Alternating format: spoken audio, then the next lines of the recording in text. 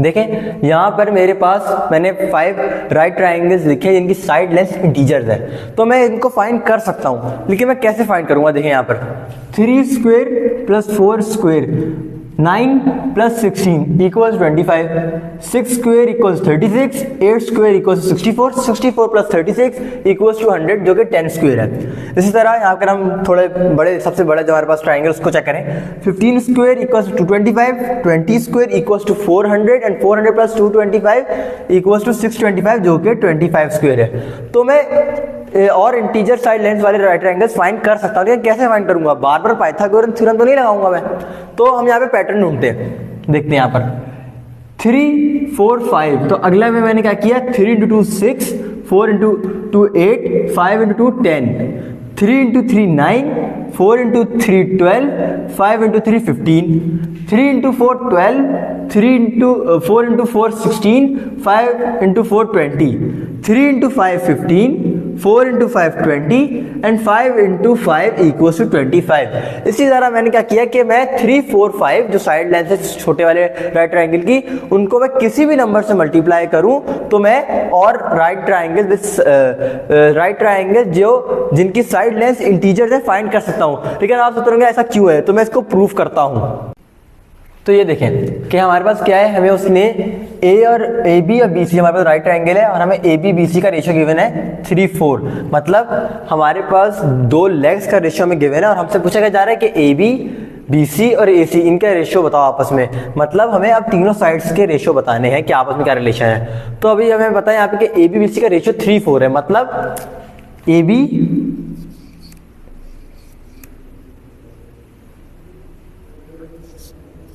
इधर 4x, मैं x रख दिया कि रेशियो 3 और 4 है क्योंकि x तो बाद में कैंसिल हो जाएगा। अब हमें AC फाइंड करना है, तो हम क्या करें? हम सिंपल करते हैं, जैसे कि हमें पता लग गया कि अब हम इधर आराम से पाइथागोरन थ्योरम लगा सकते हैं। तुम्हारे पास AC square equals to first leg हमारे पास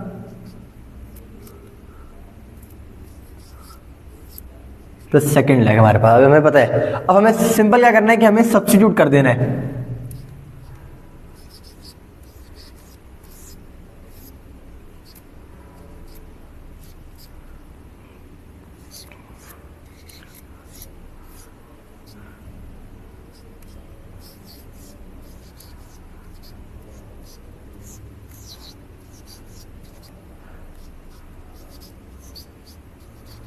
अब हमारे पास क्या आया कि AC square equal 25x square. Simple है कि हम इधर अंडर रूट ले लेंगे, स्क्वायर रूट ले लेंगे, तो हमारे पास क्या आ जाएगा? AC 5x आ गया हमारे पास। अब ऐसे हमारे पास मतलब AB BC AC का रेशियो क्या आया? 3:4:5। मतलब 3 4 5। ऐसे ट्राइंगल्स को हम क्या कहते हैं जो इस रेशियो को फॉलो करते हैं? 3 4 5 कहते हैं। अब हमारे पास से हम क्या डिड्यूस करेंगे? क्या AB ratio BC ratio AC को हम किस तरह लिख सकते हैं कि लेग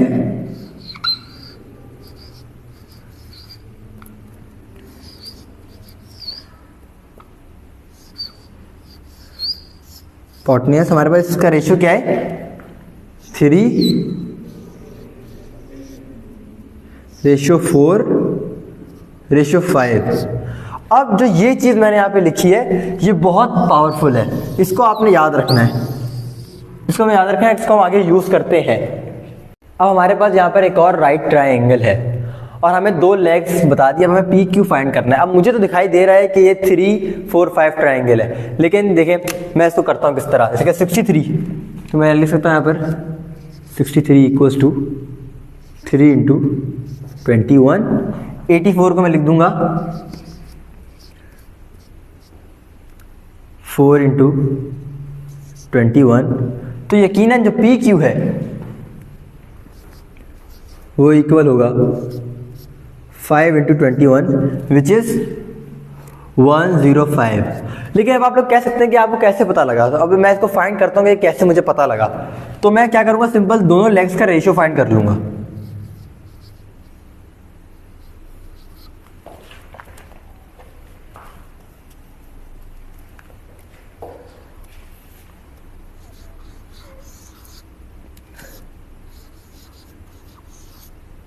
वो रेशियो मेरे पास कैसा आएगा 63/84।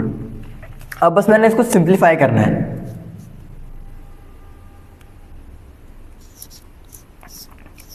और बिल्कुल सिंप्लीफाई होकर क्या आ जाएगा 3/4। अब मुझे दो लेग्स पता लगे 3/4 है और ये ट्राइंगल राइट ट्राइंगल, तो अगली जो हाइपोटेन्यूज होगी हमारे पास वो कंफर्म 5 होगी, क्योंकि इस तरह ये तो मुझे पता लग गया कि जो ट्राइंगल है 3, 4, 5 ट्राइंगल है। तो अब मैं किस तरह पी क्यू को फाइंड करूंगा, तो उसके लिए सिंपल है,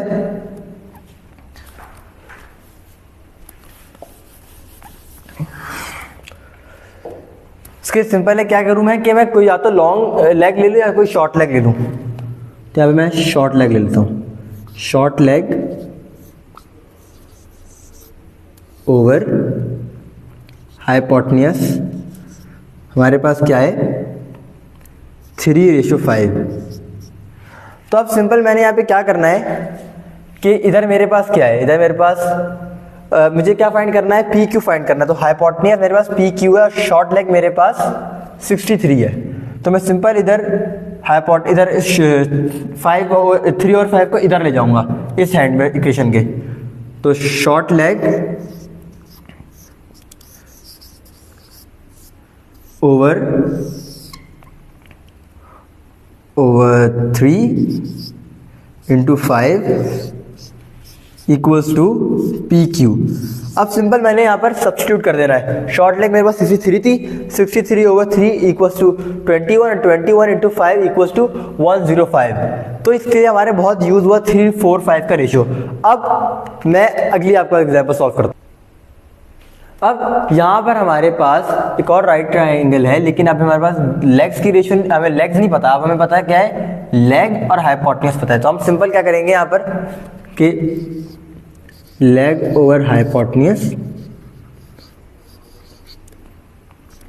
तो इधर हमारे पास क्या है 252/315 √2। मैं इसको इसलिए इस तरह कर रहा हूँ क्योंकि देखिए यहाँ पर तो √2 भी आ रहा है, तो बहुत कॉम्प्लेक्स हो जाएगा अगर मैं पाइथागोरन थ्योरम लगाऊंगा। इससे मैं यहाँ पे पाइथागोरन थ्योरम नहीं लगा रहा, तो मैंने इसको उसी स्मार्ट फॉर्मूले से करने की कोशिश कर रहा हूँ। तो यहाँ पे 2 तो √2 तो कैंसिल हो गया। अब मैंने यहाँ पे इसको सिंपल सिंप्लीफाई करना है। तो 252/315, तो ये 9 के मल्टीपल है, जैसे कि 2 + 5 + 2 9 होता है, 3 + 1 + 5 भी 9 होता है। तो 9 × 28/9 × 35, तो 9 कैंसिल आउट हो गया। और इधर मैं 7 से सिंप्लीफाई करवा दूंगा इससे, तो मैं यहाँ पर मेरे पास आ जाएगा 7 × 4 = 28 और इधर 5। अब मुझे पता है, मुझे क्या पता लग गया कि इसकी क्या लेग और हाइपोटेन्यूज की रेशियो क्या आ रही है 4/5। मतलब ये जो ट्राइंगल ये भी 3, 4, 5 रेशियो वाला ट्राइंगल है। तो मुझे सिंपल उस तरह यहाँ पे फाइंड करना है। तो यहाँ पे पास 4, 5 आ गया। अब मुझे क्या पता है, मुझे हाइपोटेन्यूज, तो मुझे लेग्स नहीं पता।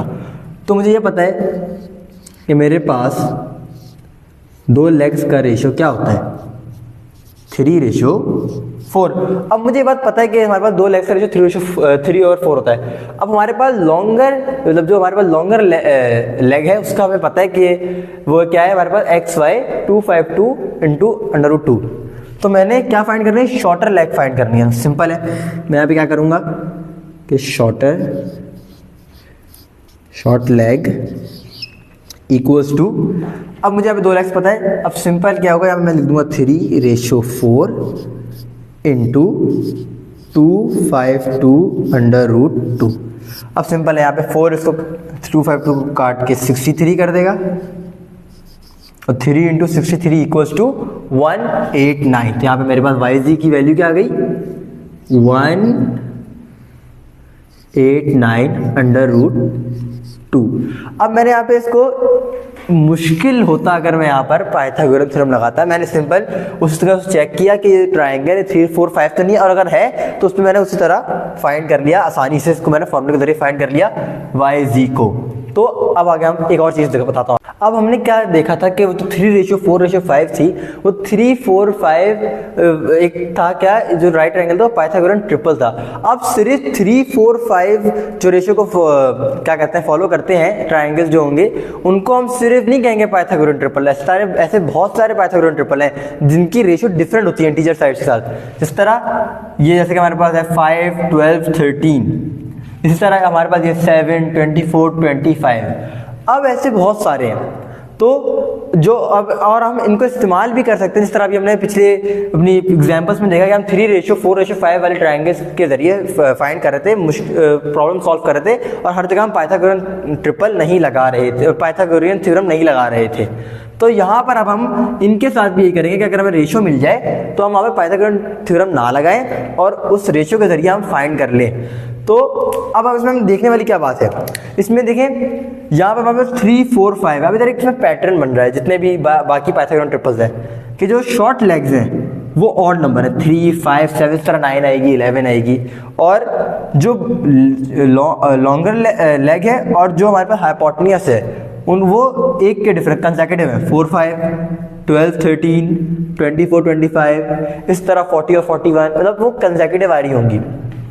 अगर हम यहाँ पे एक और पैटर्न देखें कि 4 + 5 = 9, 3 स्क्वायर = 9, 12 + 13 = 25 एंड 5 स्क्वायर = 25, मतलब 12 + 13 = 25 जो कि 5 स्क्वायर है। 24 + 25 = 49 जो कि 7 का स्क्वायर है। तो इस तरह यहाँ पे एक पैटर्न बन रहा है। तो अब आप लोग और पाइथागोरन ट्रिपल्स फाइंड करें या आपके लिए एक तरीके से आप फिगर आउट करें, चैलेंज आपके लिए, और इनको चेक करें कि बाकी पैटर्न्स बन रहे हैं। और सबसे बड़ी बात, ऐसा एक पैटर्न फाइंड करें, ऐसे एक फॉर्मूला फाइंड करें जो तमाम पाइथागोरन ट्रिपल को डिस्क्राइब करे। Thank you.